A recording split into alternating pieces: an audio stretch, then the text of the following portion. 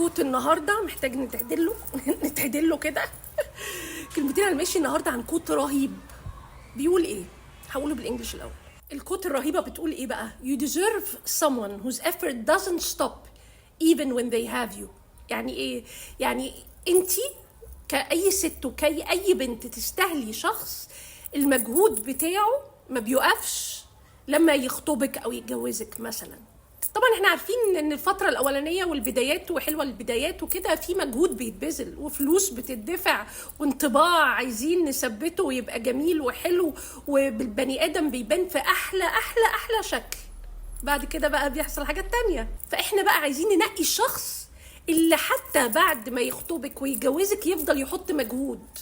وانت كراجل محتاج تختار ست ان بعد ما تتخطب ليها يعني وتتجوزك تفضل تحط مجهود علشان تحافظ على العلاقة دي. دي نقطة محدش بيتكلم فيها. المجهود في الاول بيبقى حلو ولذيذ وممتع علشان اوصل للي انا عايزاه. الصيد، فكرة الصياد، الراجل الصياد اصطاد وبقيتي مراته خلاص بقى مش لازم نحط مجهود، فعشان كده العلاقة بتفطر وبتنتهي في الاخر. الست لما بتتجوز وتخلف بتبتدي تتشغل جدا مع اولادها، فما بقاش عندها طاقة ولا هتحط مجهود في العلاقة علشان تقدر تخليها تكمل. العلاقات اللي بتكمل بصورة صحية هي العلاقات اللي الراجل والست مقتنعين ان هي مش هتمشي نفسها، ان لازم نحط مجهود رهيب يوميا بصورة يومية وبصورة منتظمة عشان العلاقة دي تكمل بصورة صحية. القصة مش ان هو هنسيبها كده وهي هتمشي، لا هي كده ماشية متلصمة.